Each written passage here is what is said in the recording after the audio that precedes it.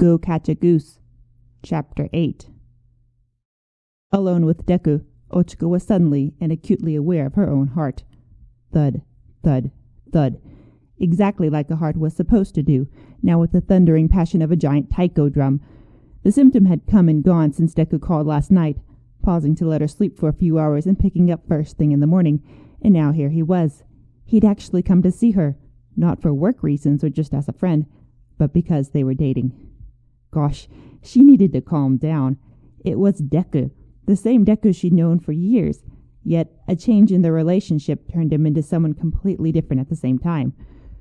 What was she supposed to say to Deku, her boyfriend? He came over beside her once the dojo cleared out. Not too close. A gap of 2 or 3 steps remained between them. "How are you feeling?" he asked. "I thought you were going to kill me," Ochiko blurted out, the force of her laugh gripping her whole stomach. Deku pulled back, wide-eyed. "Kill you?" "Yes! Your face when you came in was all like—" She tried to stare down an invisible foe, paralyzed them with the evil eye. It didn't work with the grin ripping across her cheeks. "And I thought, what in the world is he thinking? But you know just when to jump in. You'll have a new fan. Fugu likes you now." "Yeah?" His expression warmed. "He seemed a bit scared of me, so I was more or less improvising. But I'm glad it worked out. Somehow watching you, it looks like fun to get thrown around. Me, though. Eek." Ochiko rubbed around her armpit where Fugu had practiced picking her up. "Are you hurt?" She pulled her hand away, shifting to hold her arm. "No, but I might be sore tomorrow." Silence settled across the room. Deku's brows drew together and his lips pulled tight. Those eyes, unbreaking from her own, said he was thinking. Ochiko had no idea what. "Uraraka?" he said. "Yeah?" A pause again, this time on her end. It was her cue to say something, change the topic, but she couldn't think with her heart at it again. Thud, thud, thud. "How long are you planning to work here?" Face held in a half smile. She gulped. You've got bigger things to worry about, right? I know this is a good agency, and the people here seem nice, and that it's ultimately your call," he said. "But I was actually talking to Tsuyu about you this morning, and she said you were thinking—" Deku! Frantically, Ochiko waved her arms to cut him off. Okay, so she'd spent 5 or 15 minutes last week griping to Tsuyu about being stuck on local patrol, which apparently chugged along the rumor train. "Can we save this for later? I know what you mean, but I don't want anyone to hear us." He lowered his voice, but his eyes pleaded. "Think about it. You've been doing basic physical training this morning, and then what are you going to do for the rest of the day? Go out on patrol? See what trouble you can run into?" "Catch up on reports, more likely." She tried not to cringe. "It's pretty quiet in this area of town. But, the door's closed, but people come in and out of here all the time, you know? So later?" Deku's shoulders sagged. It was kind of cute to see him worried about nothing. But what the heck had Tsuyu told him? He must have misunderstood. It wasn't like she was going to quit her job for being assigned typical sidekick duties. "Oh, Deku, I almost forgot. I have something for you." His head tilted, an ounce of confusion blending in with his undue concern. "For me?" Ochiko beamed. "Let me go get it." Leaving him curious, Ochiko slipped out of the dojo. Fortunately, no one was outside eavesdropping, and around the corner to the women's locker room. Women's meaning all hers until Gunhead hired another female sidekick, or all hers plus the big tubs of office supplies stacked up in here because they didn't fit in the closet, where she could leave her bag and be sure no one peeked at her stuff. Not that she'd brought something super weird, she just wanted to pass it along without nosy questions. Grabbing the box, she felt a flutter in her chest. Anticipation? Doubt? Less than 24 hours ago, she would have been horrified at the thought of giving Deku personal things and stirring up her feelings. Such a drastic change. Should she think a little bit harder before jumping in? but she didn't want to keep Deku waiting and hurried back. Neck stretched out, watching, he hadn't moved from his spot. Ochiko hesitated at the door. The door that normally stayed open, Gunhead had closed, and she'd reopened on the way out. And feeling an unusual bold spark, decided just for this once would be okay. She shut it. For you. To Deku, Ochiko presented a spring-themed gift box, painted with cherry blossoms and scattering petals. It was the ideal size for an individually portioned dessert, which may or may not have been its intended purpose, so she had lined the inside with wax paper.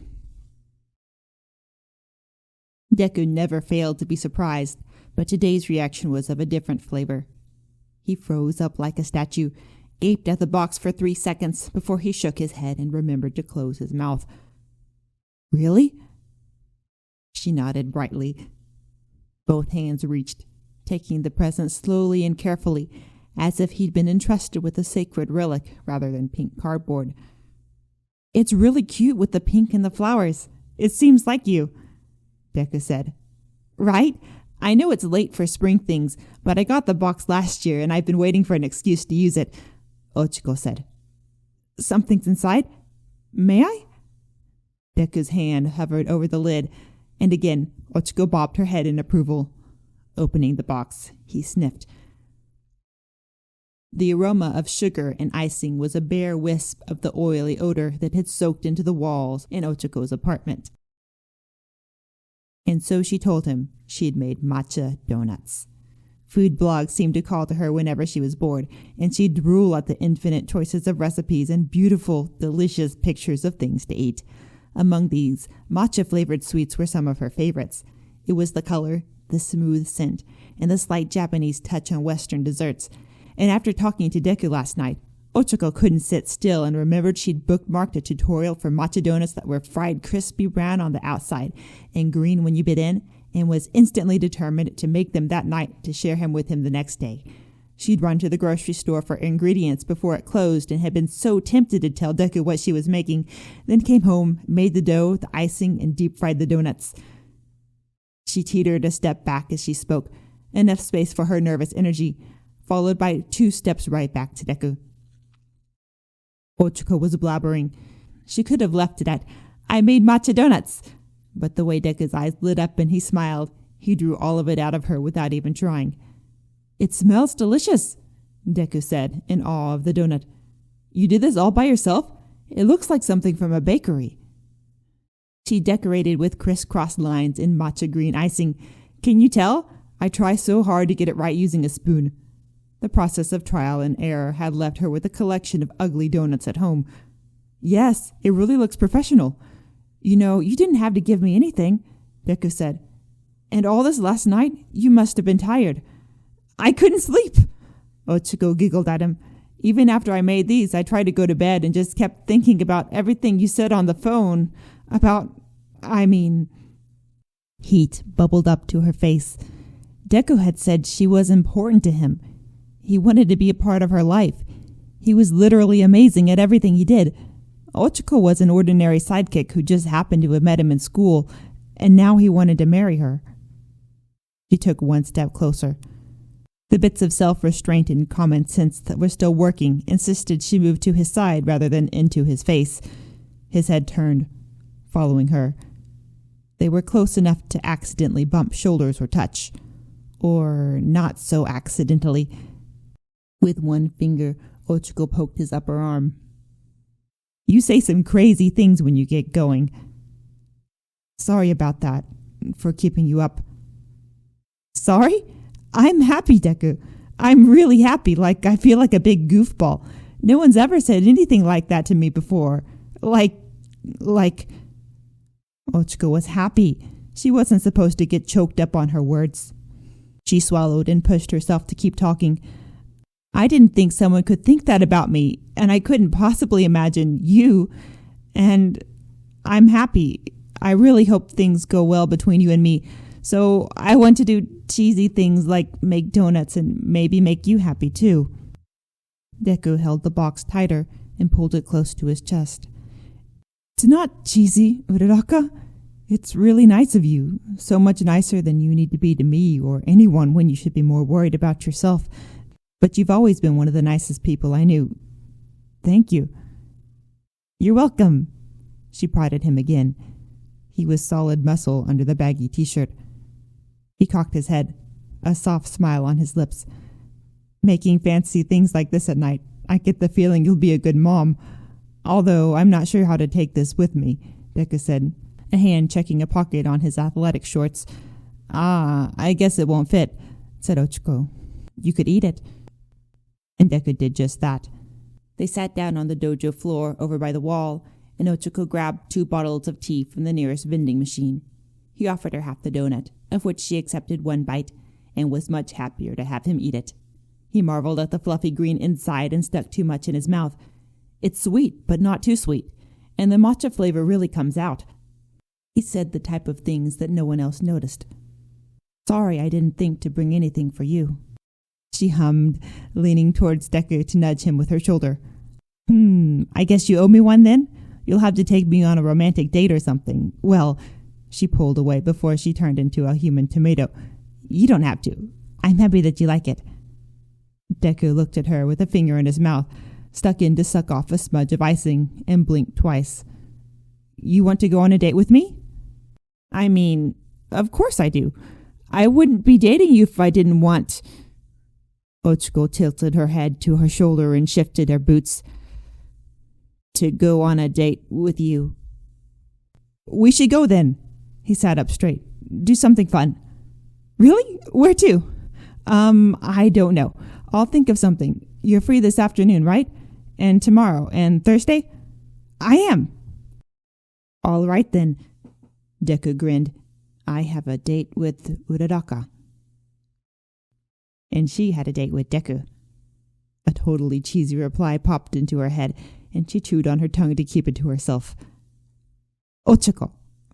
It came out anyway. Can you call me Ochiko? Bright red, right under his freckles, Deku blushed. She'd almost forgotten he could turn that color. Sure, he nodded. Ochiko. She swallowed down a giggle. Her first name. Deku really sounded like her boyfriend when he said it. When she'd been chatting with him last night, and then just a few minutes ago, listening to him talk to her co-workers, he'd felt just like her friend, Deku. The one who she knew had asked her out, but still, he couldn't really like her. But he did, and she couldn't be happier. From now on, she'd spend more and more time with him, dating and whatever else couples did. Ochiko gripped her left hand firmly with her right, squeezing her fingers to make herself sit reasonably still. He ended up returning the pink box. Donut or no, it didn't fit in his pocket, and he didn't want to throw it away. Ochiko headed upstairs to join her team for the remainder of the day. I'll text you or call later. Ochiko, Deku said on his way out. Ochiko, he'd said. How old was she, getting excited that a guy used her name? But Ochiko could let herself be happy, right? She couldn't wait to see him again.